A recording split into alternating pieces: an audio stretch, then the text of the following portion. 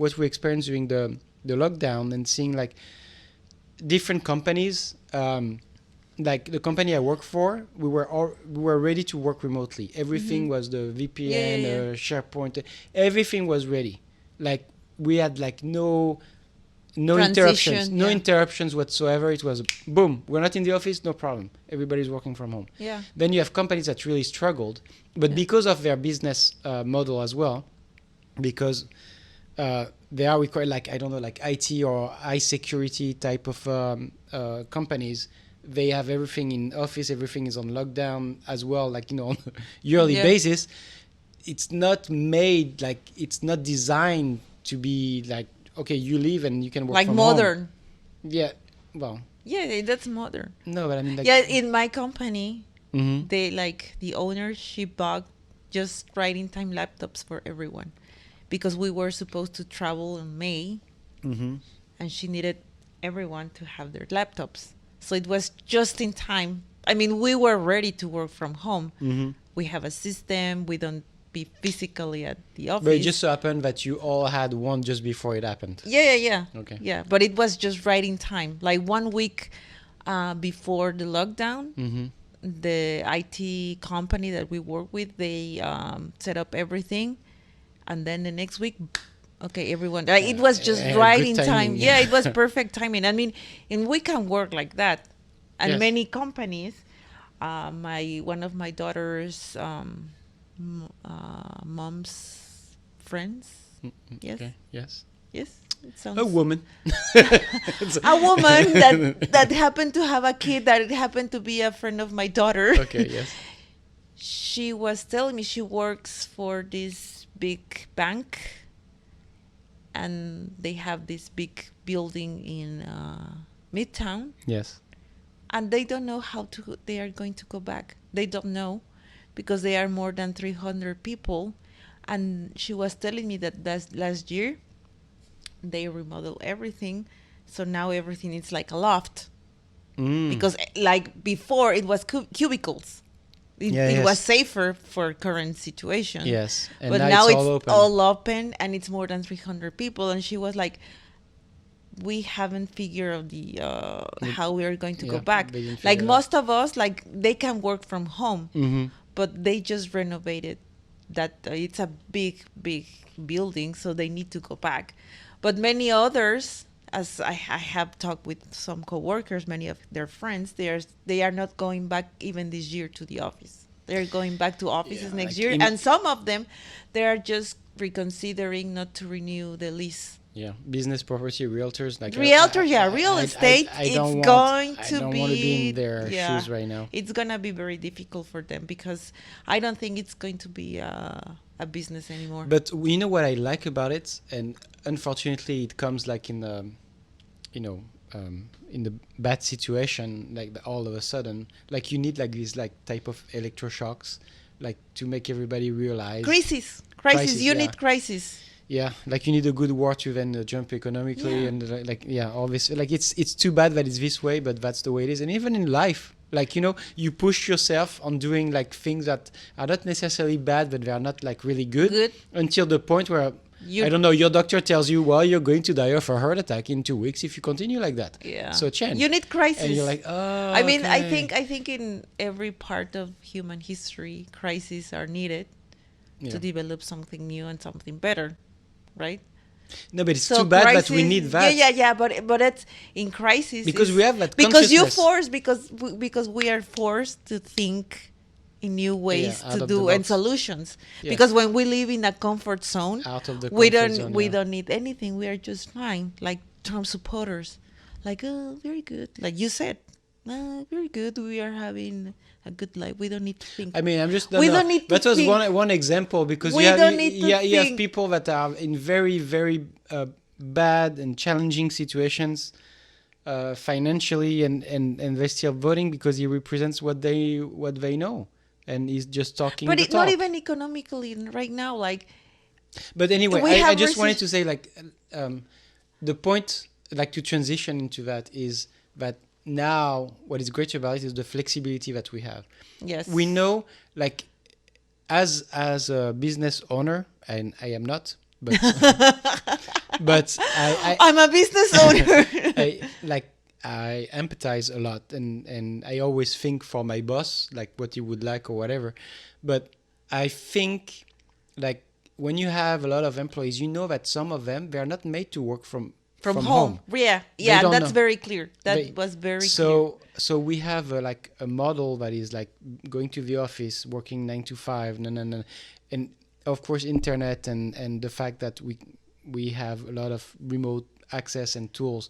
Now we can do it, and we could do it. We could do that for the past 15 years or 10 years, but we have this strong like 50, 60-year-old like model where we need to go to the office. You need to go to the office. I mean, honestly, I cannot go back to. I need to go back to the office. I'm not a person. You're part of the person that need to be in an office. Yeah, because I like to see my home as a place that it's for relaxing, for me time, not a place where I need to work.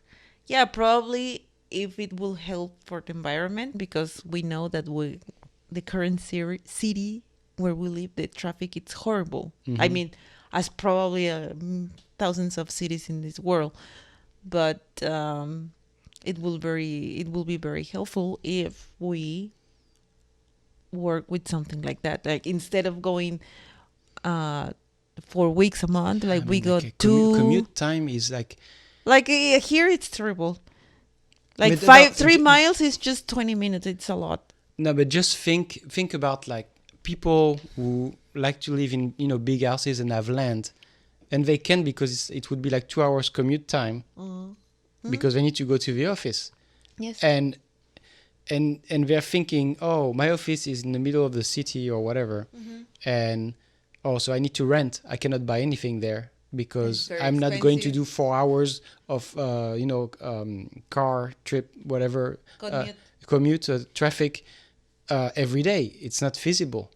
So whether you rent nearby because commute time is very important for you, or you buy a house in the suburbs that is already like 30 to 45 or an hour commute, and it's still expensive because that is the options that you have if you want your kids to go in good public schools and things like that. Now, if you had the choice to, if you could work remotely, most people that don't like the city life or the lifestyle, they like the suburbs. Or not even the suburbs. Like you can live country? in the country for, like way less, and you can work from home, be as productive and live better. I mean, not live better, but have a life that fits better quality, fits your life. Yeah, better quality of life. And I think that's what it can bring, like this type of flexibility where you have people that can actually achieve what they really want to do, and you can have like. So you really want to work from home? No, I'm not saying that. I'm just trying to understand like the different scenarios that we have, because right now you have people that work in big companies that they might not be paid enough to live around. So that means that they need to go already far. We're in the suburbs. They have long commute time because they want their kids to be in good schools, and it's a lot of sacrifices. They're not making enough money, which means that they cannot live nearby, which means that they have to do. It's a lot. And now if you can live anywhere and still provide the same type of work, like we're going back to the country, baby. But you know what I mean? Because would you go to the country? For the past 50 years, it's been everybody's has been fleeing the country. Would you? No, I'm not a country type of person. I like to be near a park and run and stuff like that. But I like the busy life. But I do understand that some people, if they could, they want more land, they want a bigger house, they want more for their money, and it's their right. We've been doing so much sacrifices for the past 50, 60, 70 years. You did something like that? When you were married, right? Yes, I did something like that. Accepting working in an environment that we don't really like, going there every day, working a lot, but even like the big difference is that back then once you get out of your work, it's like, you don't need to work anymore. Mm-hmm. You transition into your family life. And for the past 20 years or 25 years, since we have internet, you can work from home. So basically, you leave the office, you come back home, and it's expected for you because you have all the tools to provide. Before, you had the excuse like, I cannot do this because I can't. I don't have this program that we're using. I don't have this. So like little by little, say, yes, you have it at home now. Yes, you have it at home. Yes, this is provided right here. And what do you want to do if you want to be a good employee, and if you want to go up the ladder, if you want to get promoted, you need to do more and more and more and more. And now you're working at the office, you have a long commute time, and you need to do more because Stanley over there doesn't care and is going to work 14 hours a Stanley? day. Yeah. Kevin? Or Kevin. Kevin. So it's a blessing in a way to have that flexibility, and maybe to people to rethink of what their company can do, and reassess the roles that needs to be in the office, roles that don't need to be at the office, or maybe do both. Like 1 week on and 1 week out. I would love to do like 1 week and 1 week, the way I'm doing it right now, because there's no summer camps, as you will know. Yeah, I know. So I need to. My ex-husband is with my daughter 1 week and 1 week. Mm-hmm. So the week that she's with me, I work from home entirely, and when she's with him, I work. No, not super right now, full time, but half a day. But it will be super good, like 1 week full time and 1 week from home. That would be great. You save money in gas, pollution, everything. Yeah. So let's see. For me, I really don't need to be in the office. I really need to be in an office. I probably it's because of my personality. I cannot be by myself. I think it's also. I need to talk. I need to share. I need to have a conversation, and probably it's the way my company is built, because we are like very social. Like not super, like everyone, we have a very unique personality, but at the same time, it's like a big family. Like. When you see each other, we have conversations like you have with your family. So I need to have that. I need to feel that I belong somewhere. Obviously, you have that in your company. Like just think, like when you're working in my company, it's like dead silence. Yeah, near people, and you talk, but it's just like I don't tolerate silence. Yeah, but you know what I mean. Like you get along with your coworker, so it's a good environment for you. It's like, a big company. It's just a big company. For me, it doesn't change anything. Meaning that, yes, we have issues like every other company, but we manage. But we have it's really funny to have conversations because we are from all over the world.